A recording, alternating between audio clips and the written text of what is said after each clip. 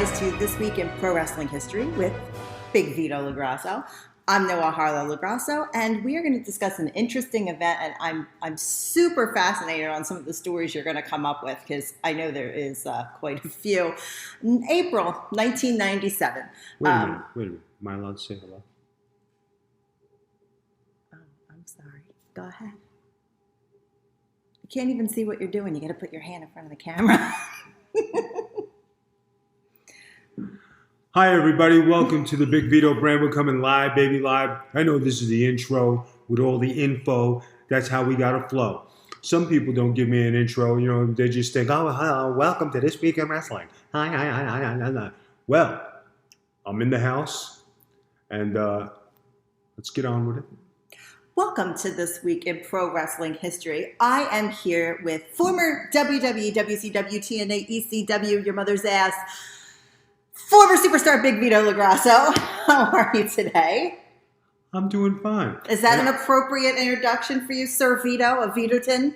Yes, and I'm with indie star from Coatesville, Number Lancaster. one, I've never been from Lancaster in my life. You've been from Lancaster. I've never lived in Lancaster You in my life. used to run with the Amish. You know, I never did. You know what? You used to run with jerk-offs. There, I said it. What are you going to do about that?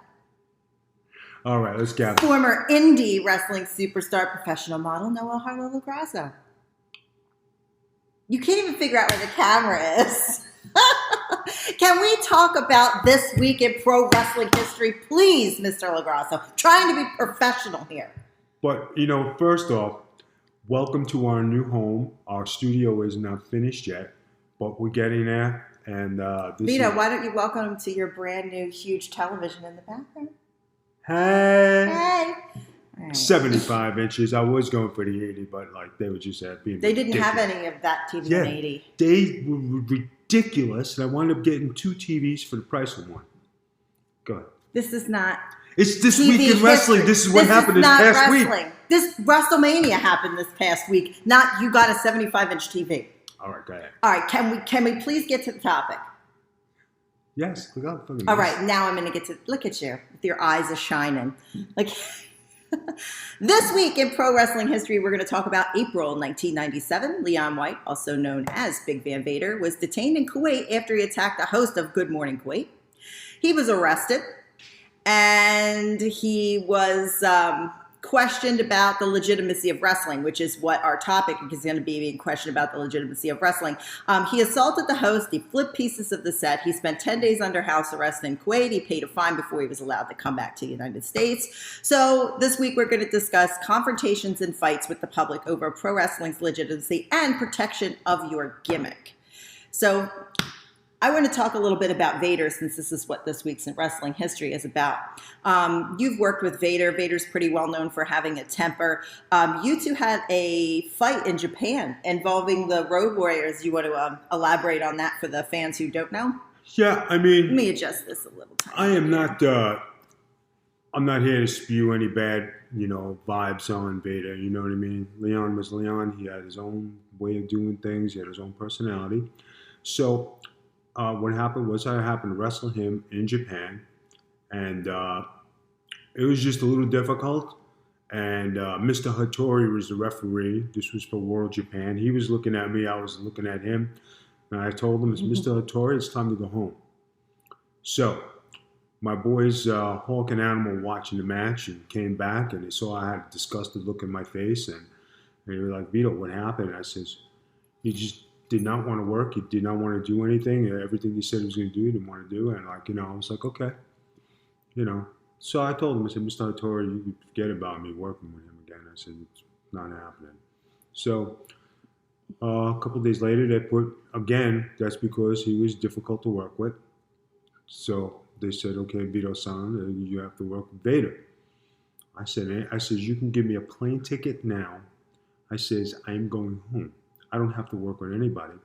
I says, and besides that, if you insist, I says, we're going to fight right here, right now, on the spot. So Hawk and Animal came over and they said, Vito, what's the matter? They never seen me so upset. I said, he's talking shit. He's egging me on. I said, we're going to fight. I said, it's going to happen. He said, and I don't give a shit at this point. So Hawk went out there, and Hawk was my buddy. And he challenged Vader right in the ring. He said, "What did you do to Vito? Why?" Oh no, brother, nothing. I didn't do it. Yes, you did. And both of them told him, "You do anything to Vito, he's going to be upset." He says, "I'm going to kick your ass." Animal calls you the third member of the Road Warriors. Is that true? That's he, the truth. He always tells me Vito's the third member of the Road Warriors. It's the truth. When you go back with those guys and you're tight, and Hawk was such a great guy, and like he called me all the time to go to breakfast, called me all the time to go do things, and even when he was in trouble on the road, he called, "Vito, brother, so can you come to my room?" I said, "What's the matter?" "I need you, brother. Bring your first aid kit." All right. Get there and it's chaos. And I had to call Joe. "Joe, what's the matter?" "You got to come to Hawk's room, brother. I can't fix this one." So, and we'll tell that story in full in a later day. Well, that one's in a later day. You know what? Trust me, we need a whole episode for that one. So basically, it was just being difficulty, and then in Japan, he had issues with the Japanese, and there was a so-called incident where he got sliced with a razor on his legs, and people tried to beat him up, and story was kind of fabricated, and it was a little bit of bullshit, and a little bit for him. Everything was about money, and everything was good. You're making $15,000 a week. What do you have to complain about? Nothing. Well, this is going to kind of lead me in because you're talking about heat with the Japanese and different things. Pro wrestling has always kind of had a love-hate relationship with mainstream media. Mm-hmm. The first thing I can really think of that stands out in my mind is the incident with Dr. D, Dave Schultz, and John Stossel, where Stossel had questioned him about the legitimacy of pro wrestling, and Dr. D slapped him in the face, shoved him, and said, "Is that fake?" You want to comment on that? Because that's one of your favorite things to watch. Guys, when you look at the Vader thing, Vader, Dr. D, David Schultz, Johnny Rods, Big Vito, all were brought up in the wrestling business as protect the business at all times. Believe in your gimmick. Always make it kayfabe. When people question the legitimacy of wrestling, especially in that time, with myself included, not saying that Dr. D and Vader, being they were before me, but they uphold the same values as I did. People question it, just like Andy Kaufman and Jerry Lawler. That's, I guess, where first I was just going to give an example. But Vader tearing apart the set and making a point, especially from some guy who's sitting there who would never think of getting in the ring, would never think about getting in a fight, Vader had his eye poked out by Stan Hansen inside out. He's been in some of the best heavyweight fights in history. He's a tough guy, not taking nothing away from Leon. But when it comes to legitimizing the sport of professional wrestling, you always take care of your business, which he did. Side pop to that, we're going to show the video here on the program. The Undertaker never moved. He was there as part of a full interview for the event. The Undertaker, Vader gets up, gets in his face, flips the table. Taker just sits there and just no sells the whole time. Like he never even moves. He just watches it. He's like, yeah, well, you asked for it. That's what you do, and that's how you have. Dr. D. David Schultz. Like Noel said, now there was a time, and that's one of my favorite interviews because it's legit, and that's the way it's supposed to be. When is wrestling fake? Okay. And back in the 70s, if I believe right, this was in the 70s. 80s, early 80s. 70s going into the early 80s, when wrestling was legitimate as can be. Men with men bodies, big, tough, rugged men. And you have these reporters, "Oh, is that fake? Oh, I don't think so, man. All right, how about tasting one of these and then tasting one of these? And then we'll see how fake it is." Is it fake now? Is it fake? I don't think so. Did you ever have an encounter like this with I know you're very good with press, but did you ever have an encounter where they question the legitimacy? I've been out with you when people have said, "Oh, it's fake," right, on many occasions. Has there ever been any occasion where you've had to get physical over protection of the business itself? Not your gimmick per se, but the business. I will say that probably my time in Puerto Rico, you always protect the business. Times when I was in Santo Domingo, you protect the business. When I was in Japan, you always protect the business. Everything is snug. Probably the most rugged time I have to say was when I was in Nepal and we did a demonstration. Now, Nepal never had pro wrestling there before. Being I was WWE superstar going over there, we had thousands among thousands of people. We did a live demonstration and, you know. Yeah, the lines got blurred in Nepal, basically, because you literally had people that believed everything was 100% legit. They were never smartened up or exposed to anything else. There were no smart fans there.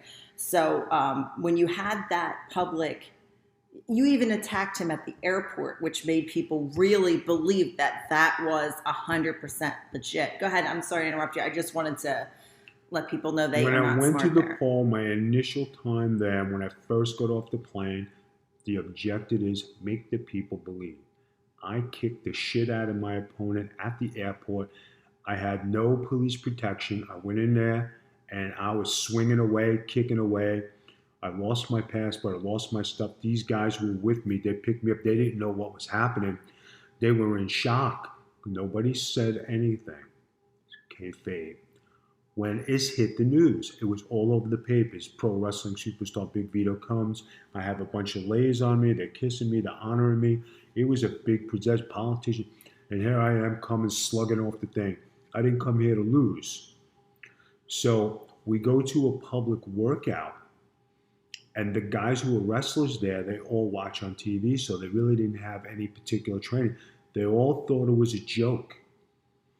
Okay, you think this is funny? I stretched every single one of them to where I made them tap legit, putting them in shoot moves. I said, is this funny? Is this fake now? And they were just looking at me like, oh my God, this is like not what we thought. The people were there and they were silenced because they said, okay, anybody else? I must have went through 6 or 7 guys who thought like it was funny. They wanted, they thought it was a joke. It wasn't a joke after I left that public workout. Escorted back. Then when we got to the arena and I did my match and I hit him, and chaos broke out. 5,000 people attacking me, slices on my back, protecting the referee who had no idea what was going on. The U.S. Embassy getting involved, the National Guard getting involved. It made the Associated Press, which is how we found out in the United States. And you called me and said, something has happened. And I said, what has happened? I thought you got food poisoning. Well, I did get that too. You did get food poisoning. They poisoned me twice. In the same trip.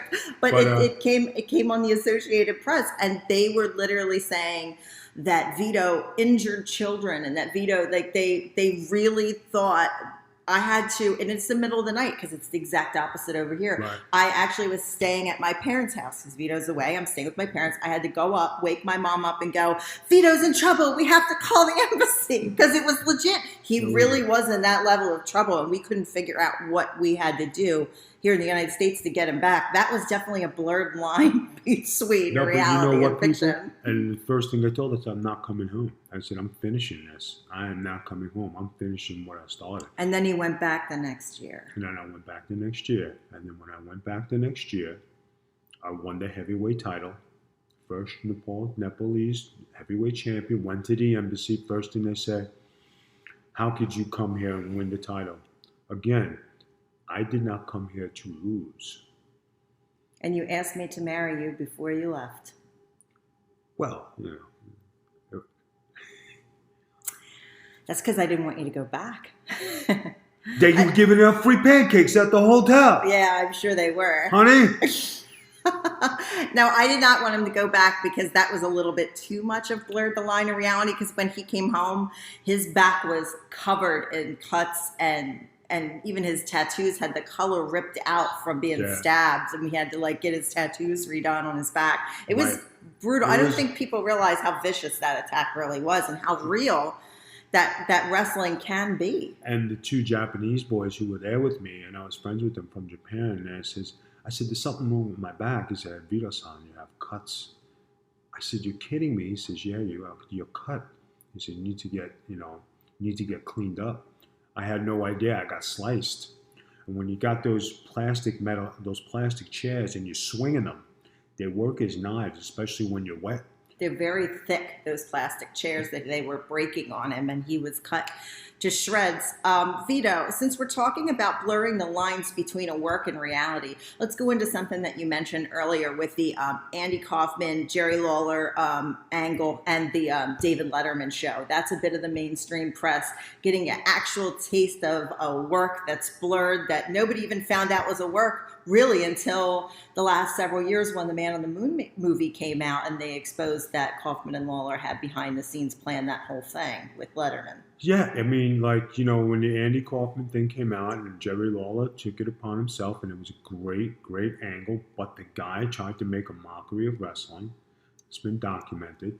And when Jerry Lawler, who was huge, bigger than Hulk Hogan in Memphis, one of the biggest stars in the wrestling industry today, and when you look at Memphis history or you look at wrestling history, not too many people give Jerry Lawler a lot of credit, but if you go into Memphis or go down south, Jerry Lawler's the king. King Jerry Lawler, bigger than Elvis Presley.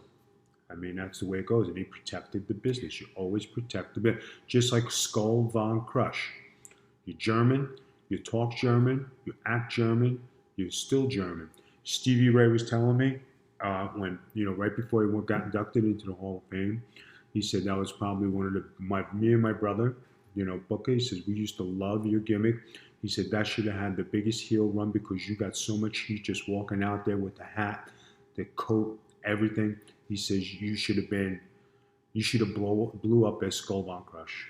And for those of you, I'm sure everybody watching is aware of the Andy Kaufman, David Letterman the angle where he threw the coffee on him and they fought at David Letterman. His staff didn't even know that that was a work. And behind the scenes, Andy Kaufman loved professional wrestling and had the utmost respect for professional wrestling. But in public, he downed that. He was the kid that always hung out backstage. He even did Breakfast with Blassie. If you've ever seen Breakfast with Blassie, he did a sit down with Freddie Blassie and talked about the wrestling business before there was like a break kayfabe. You want to know something, guys? And this is all seriousness. Like we have, writers and guys who do the internet today.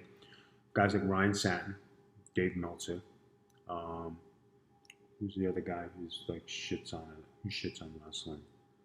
I'll just bring up those two guys. And I'm not saying nothing bad about them. Wade Keller, maybe. I don't know. Okay, I don't know all these people because they're not. We use those two guys, okay, because they put out the most news. Now, they do their journalism and they see fit how to report wrestling.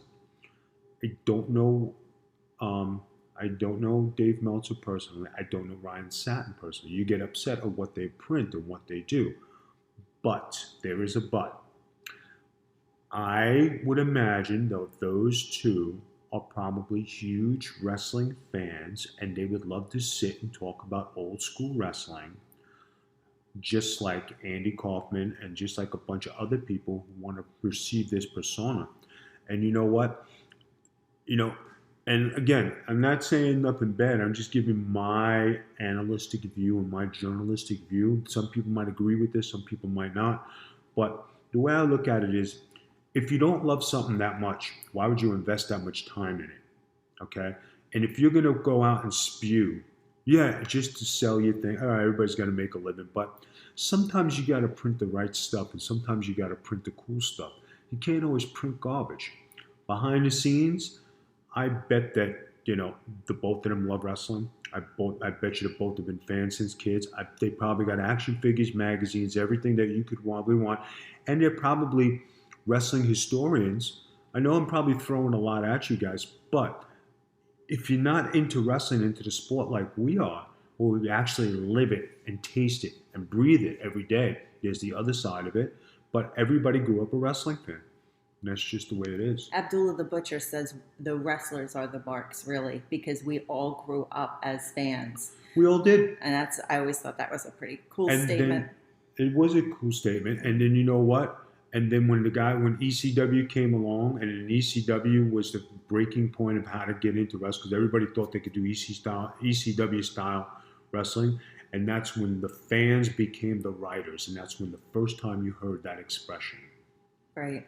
Right. So a part of this whole thing with Vader and Dr. D and some of the other gentlemen is showing you're legitimately tough in public. You have to show you're a public persona as a tough guy, and you protect that. Bret Hart said nothing made him madder than when people used to call his father a phony, and he would get in fights over it as kids. So he was even defending the business as a child. Dick Slater beat up the football player John Mutznick, I believe his name was, who was a legit in a Tampa bar because he told him wrestling was fake.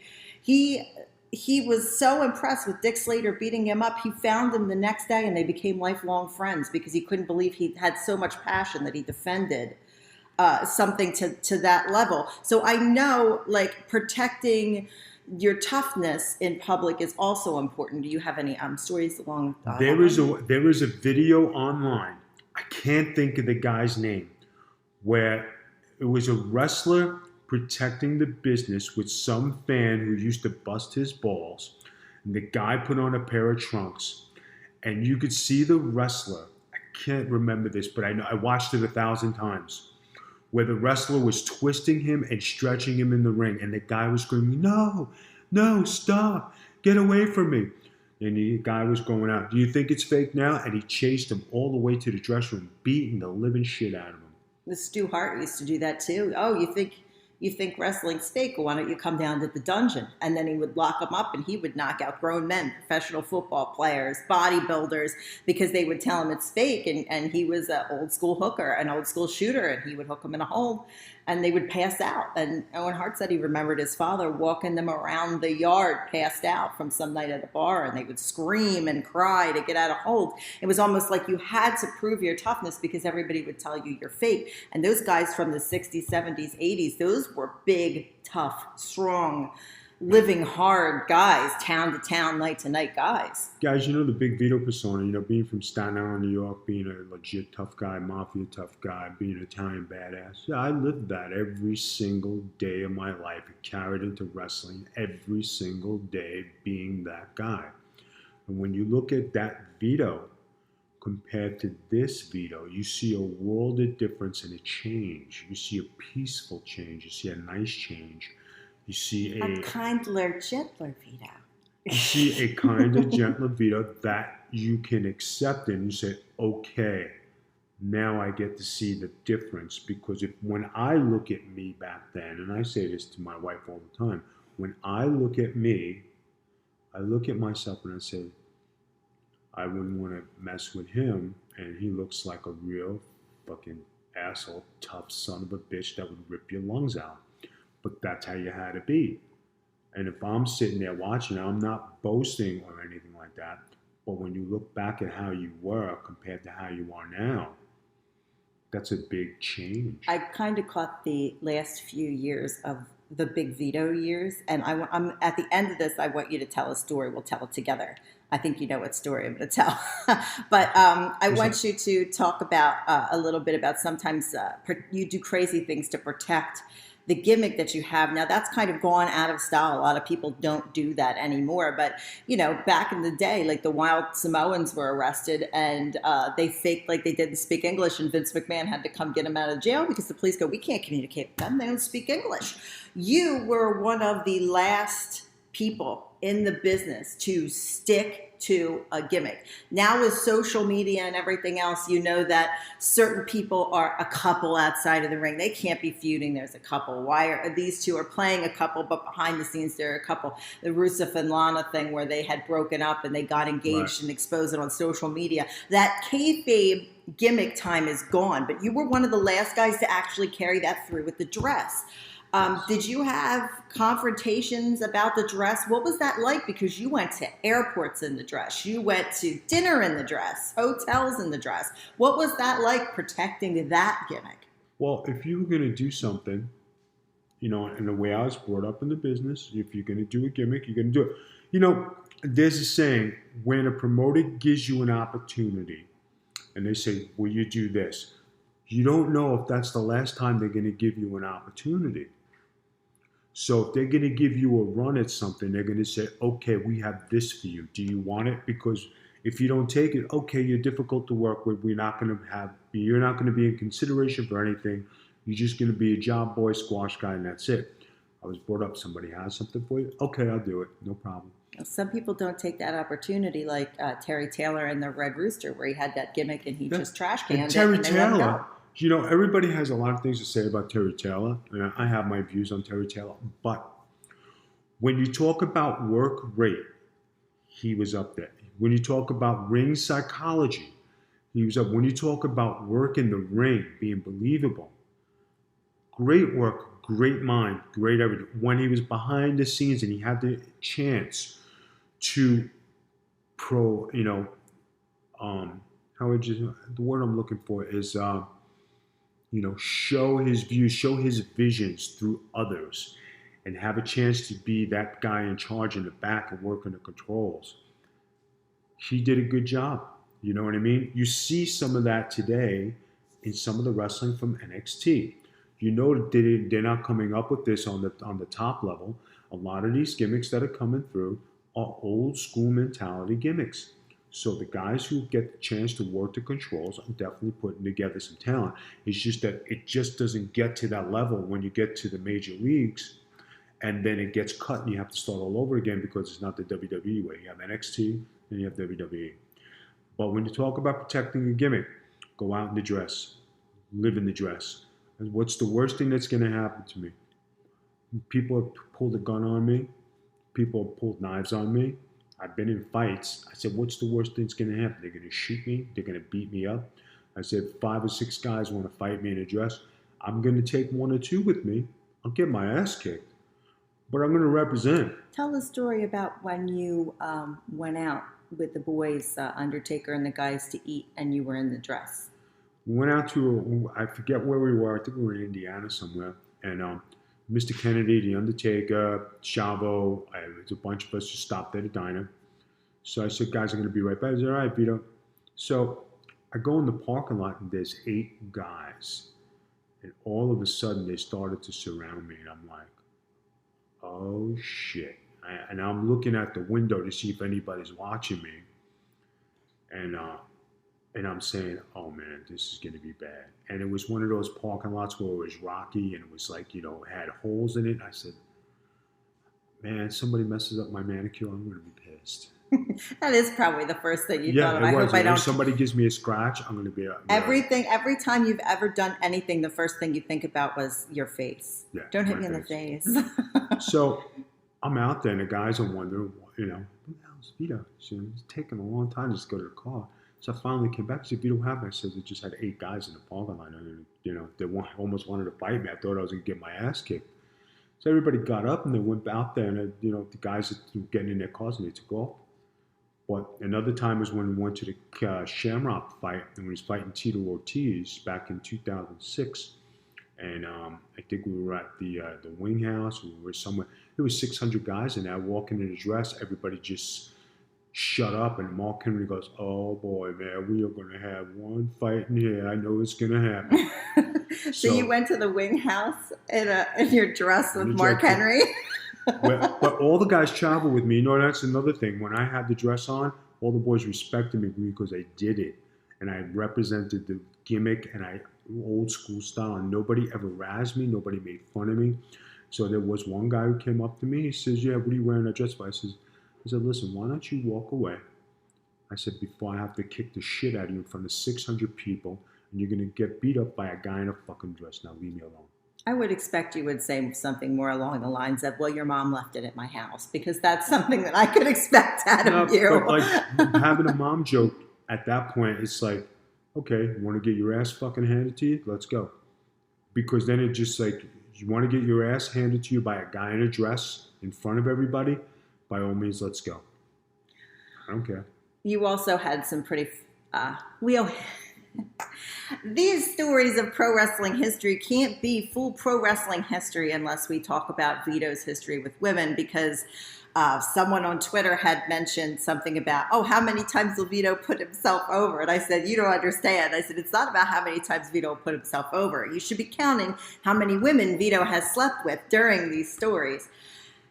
I skeeve them a little just because I'm his wife, but it's very many years before me. Let's talk about living your gimmick a little bit and then I want to get to the story that about toughness and your toughness being tested and protecting yourself. But as far as everyone's favorite part, women in Vito, gimmick, dress, women in Vito. Go ahead. The floor is yours. There are a lot of sexy women out there, not a lot of women who are. Two thumbs pointed at this guy. You married me, so if you don't think I'm sexy, that's on you. I didn't say anything. Why are you giving me... I'm glad we're doing this and you give me a hard time. See what I deal with, people? Thank you. Anyway. I'm letting you tell your women getting laid, sexy. If you let me speak... Oh, go ahead. I'll just sit over here like this. Thank you. Thank you. So, as we were talking about... Tell your stupid story. Your teeth are so white they're iridescent. Just tell your story. So, when it came to women wearing a dress, and women were intrigued by the dress, a lot of people wanted it. They thought it was sexy. They thought it was exciting. So, a lot of women took me, offered, spend time with me. I spent time with a lot of women wearing a dress. And, Can I intercede? This is our show that's basically a shoot show. You can say whatever you want, but you still dance around. I spent time with women in my little love nest. Why don't you just give it to them real how you give it at home? Give it to them real. Hey, I spent time with many a woman. And what are you, a bookworm, a nerd? You want my glasses? Give it to them straight shoot. This is the biggest advertisement for the Big Vito brand on the Russo band on Realm Network, going out there, going on iTunes, and you're talking about, we had our little love nest. All right. You want to hear? I love moms. Them fucking bitches are wild, all right? They're crazy. When they come out to play, they come out with one purpose. They want to get their shit on, and they want to go, okay? So this is what the Big V was standing for, moms, Big Vito, turn it upside down. Then now you know why I say wow all the time. Wow. It sounded like you said... Spin it upside down, it's mom. It sounds like you said paternity. Upside down? Is there a paternity? Yeah, there could have been some paternity. Could have been. Paternity upside down. Vito, tell me a dress story, because last week people were intrigued by your office. The office story. Can you tell me a dress office story? Because I know some, and if you're going to kayfabe, I'm telling them, so you better tell There them. was a person in the office who was at the bar when I was in bar. I think it was in Canada. And we were drinking, and she got a little tipsy. So I walked her back to her room and made sure she got in there. And then when I got in there, she started kissing me.